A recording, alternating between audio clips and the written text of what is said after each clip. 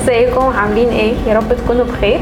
اخر فتره بتجيلي اسئله كتير قوي من البنات عن البشره والشعر، حبيت ان انا اجيب لكم حد متخصص يقدر يجاوب على كل الاسئله دي على اساس علمي. معايا النهارده دكتور هايدا عمر التويسي، استشاري الامراض الجلديه والتجميل.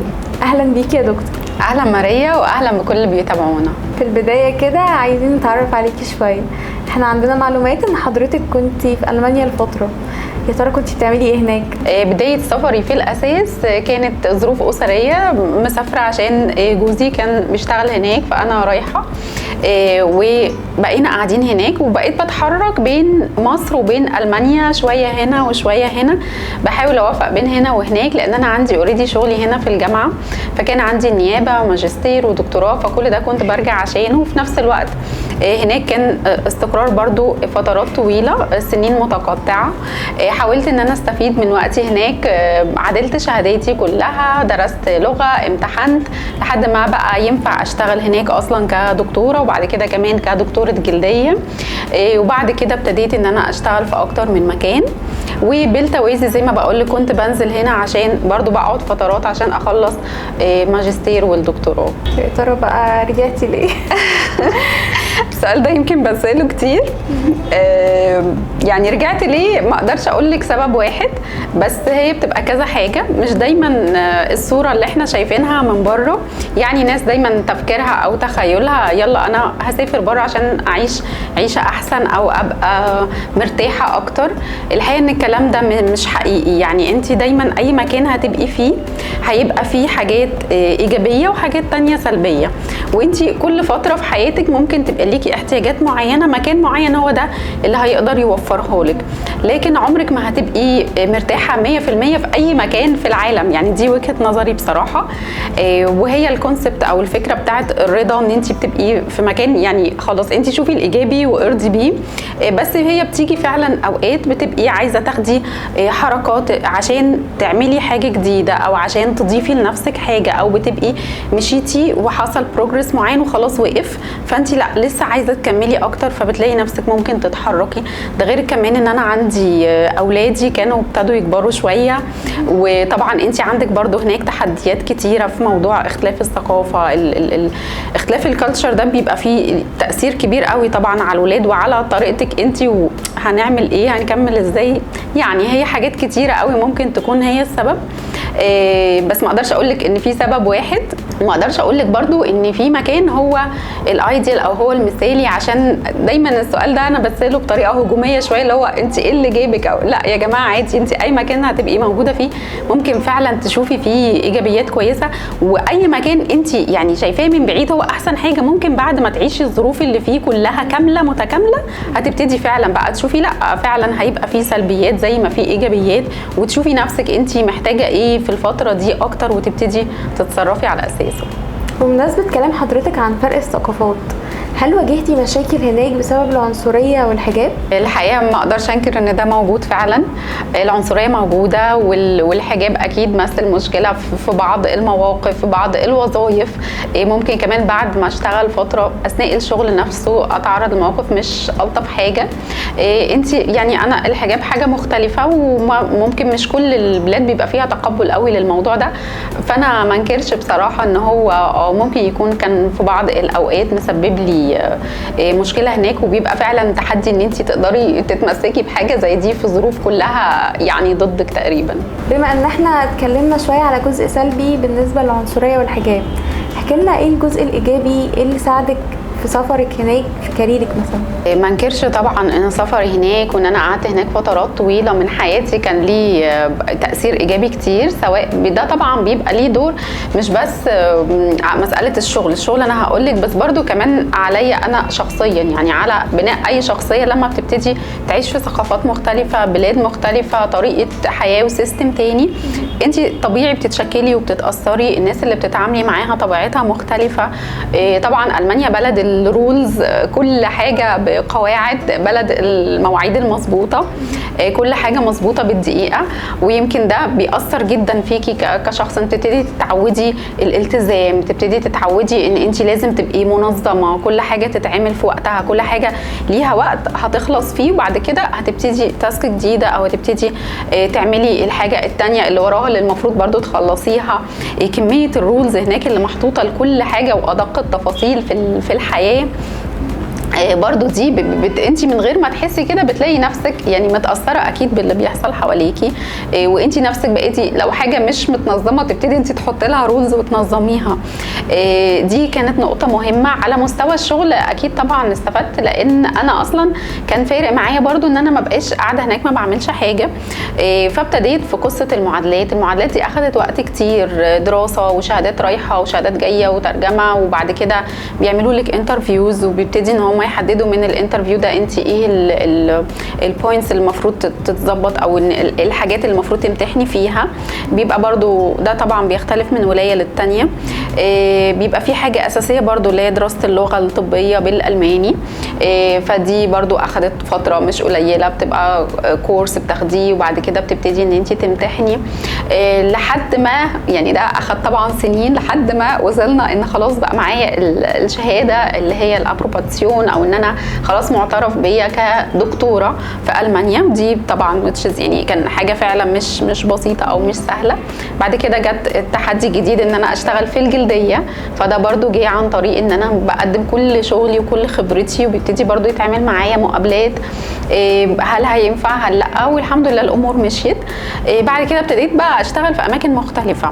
يعني قعدت فتره كنت بروح مستشفيات تبع الجامعه، طبعا المستشفيات اللي تبع الجامعه زي هنا برضو اللي هو بتبقى الشغل فيها كتير، وبتتعلمي الناحيه الطبيه بتمعن اكتر، بتشوفي حالات كتيره والحاله بتقعد في القسم، فبتبتدي يعني تشوفي تفاصيل كتيره في العلاج ومتابعه الحالات وكده. بتشوفي طبعا برضو كل الجوانب بتاعه تخصصك، يعني مش حته واحده بس بتشتغلي فيها، مش زي مثلا لو شغل برايفت ممكن يبقى التركيز او الفوكس حسب العياده شغاله اكتر ايه. بعد الفتره دي ابتديت برضو حضرت طبعا في كلينكس. الشغل البرايفت شويه مختلف عن شغل الحكومه زي ما بقول لك، فبيبقى بقيت اشوف حاجات مختلفه. عيادات الجلديه هناك يمكن التركيز اكتر على حاجات منتشره اكتر هناك، طريقتهم في العلاج برضو فيها مدارس غير شويه هنا. يمكن دايما برضو اللي قاعد هناك كتير شاف، يمكن ده مش بس في تخصص الجلديه، في تخصصات كتيره العلاج شويه تحفظي، بنبتدي بحاجات بسيطه وبعد كده نصعد. برضو الحاجات اللي بنشوفها او طبيعه الامراض اللي بنشوفها التركيز هناك اكتر على يمكن الاورام بتاعه الجلد، التغيرات اللي بتحصل في اللي هي النيفاي او الحسنات اللي بتطلع في الجلد، لان هناك الحاجات دي منتشره اكتر.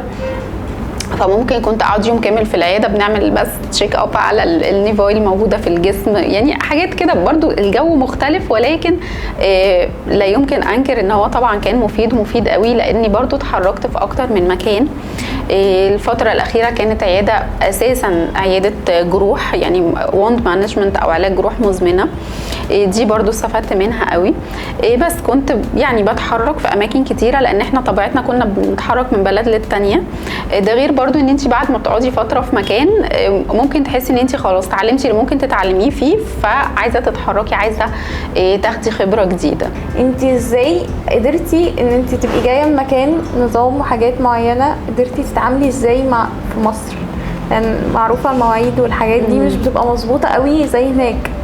قدرتي تتعاملي مع ده ازاي هنا؟ او خلي بالك انا برضو ما انا متربيه في مصر وكبرت في مصر، وطول الفتره دي انا بتحرك بين هنا وهنا، فانا برضو مش اللي هو يعني خلاص كبرت هناك وفجاه وانا كبيره كده جيت هنا. فدي نقطه.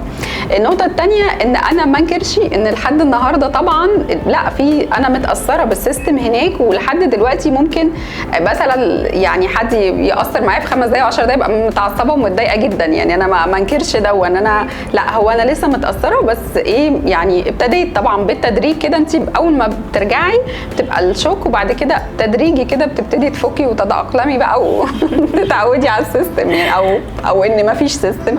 فيعني اقول لك ان هو جه تدريجي. يعني كنت بقلب قبل كده على اليوتيوب ولمحت ان في تشانل لحضرتك عليها فيديوز كتير قوي من قبل ما ترجعي مصر ومن قبل ما يبقى في عياده باسم دكتور هويدا هنا.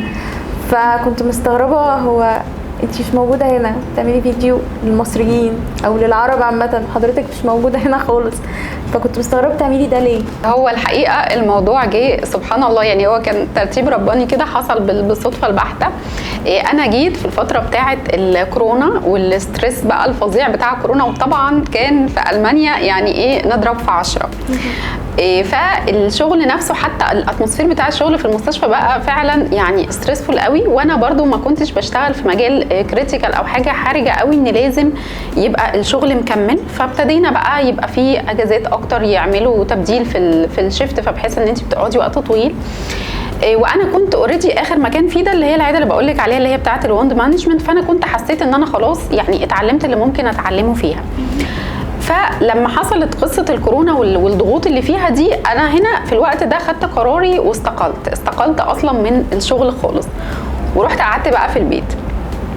طبعا كنا محبوسين حبسه فظيعه، ويعني الملل والملل ده بيدخلك في ضغط رهيب، وقاعده في غربه، وكان حتى نزول مصر ما كانش بالساهل، كانت القصه طويله، وكان في فتره ما كانش ينفع ننزل اصلا. كل الاتموسفير او الضغوط دي خلاني ابتديت افكر انا ممكن اشغل نفسي ازاي او اعمل ازاي حاجه انا بحبها وتفيدني وابقى حاسه ان انا مش بضيع وقت.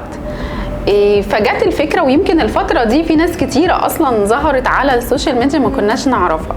فاللي حصل ان انا اخدت الخطوه في الوقت ده، ليه ما اطلعش وابتدي ان انا الفيلد بتاعي اللي انا بحبه ومجالي ابتدي ان انا اتكلم فيه. ليه ما ابتديش ان انا اقول نصايح، اقول معلومات وتبقى مبنيه على اساس علمي، جايه من حد دارس الجلديه نفسها ففاهم او بيدور على المصدر الصح المظبوط للمعلومه الكامله. فقعدت فتره كده اجس النبض او اقلب على البلاتفورمز واشوف يعني اكتر حاجات الناس او البنات كمان انترستد فيها، ولقيت فعلا ان في اسئله كتير بتتسال او مش معروف اجابتها، مع انها مثلا انا شايفه انها حاجه بسيطه وممكن اقولها في كلمتين. فجت الفكره بقى ان انا قلت خلاص انا هعمل شانل وهبتدي ان انا هنزل فيديوز وابتدي ان انا اتكلم على اكتر توبكس او اكتر حاجات دايما البنات بتتساءل فيها. فهي جت كده ان انا يعني انا عايزه اشغل وقتي بحاجه مفيده وافيد غيري. عملت اول حاجه اليوتيوب، وبعد كده لقيت ان انا عايزه ابقى موجوده على بلاتفورمز تاني. بحب الانستجرام قوي، فقلت طب خلاص انا هشتغل عليه برضو، وما كانش ليا اي هدف تاني غير ان انا بس عايزه يعني اجمع معلومات. انا بستفيد وبقرا كتير، فانا مستفيده ان انا قاعده اعمل ريفرشمنت، قاعده اعمل ابديت لنفسي واعرف كل الجديد في كل توبيك انا هتكلم فيها. كنت فعلا بعمل فايل كامل لكل توبيك قبل ما اسجل الفيديو، اجمع البيبرز الجديده، اشوف المعلومات الجديده اللي بتتقال فيها. يبقى كده انا اهو مستفيده قوي، وفي نفس الوقت انا هعمل حاجه هقدم بيها كونتنت لناس في فتره كل الناس قاعده في البيت وكل الناس قاعده بتقلب، فممكن ابقى بفيد حد حواليا. بس بعد كده رحت عامله بقى على الانستجرام، وبعدين لقيت نفسي طب خلاص واي نوت ان انا ابقى برضو على الفيسبوك على التيك توك. فبقيت ان انا خلاص فاتحه في كل البلاتفورمز وبنزل نفس الفيديو في ال4 اماكن بالتدريج. اصور نفسي، اعمل الفيديو اديت برضو اعمله لنفسي. طبعا جه في النص ده وقت ان انا بحاول ان انا اتعلم فيه اصلا ازاي اساسا اعمل شانل، وبعد كده طب ازاي اساسا اعمل اديت، ازاي اصور بطريقه صح. هتلاقي الفيديوز برضو اتدرجت شويه، ما كانش في الاول بنفس الكواليتي ده اكيد زي اي حد ابتدى على السوشيال ميديا مع نفسه يعني. بس فكانت دي البدايه، قعدت اتدرج فيها لحد بقى ما في الاخر يعني انا قعدت اشتغل تقريبا 2 قبل ما ارجع مصر. ابتديت في الفتره الاخيره بقى عندي ناس متابعاني وانا بقيت مرتبطه بيهم جدا وعارفين بعض، وبقيت عارفه بعض الاسامي كمان. ولقيت الناس ابتدت تسالني طب انتي عيادتك فين، طب نجيلك فين. طب حسيت ان فاهمه قربنا وعايزين يقربوا اكتر، وانا نفسي عايزه احتك بالناس دي اكتر. ويمكن دي كانت من ضمن البوينتس اللي حركتني او شجعتني، ان انا حسيت ان انا في ناس عارفاها وفي ناس عارفاني، وانا ممكن لما انزل او ابقى موجوده نتعامل مع بعض. فكانت دي برضو يعني خطوه من الخطوات اللي هي اتزقت بسبب الفيديوز يعني.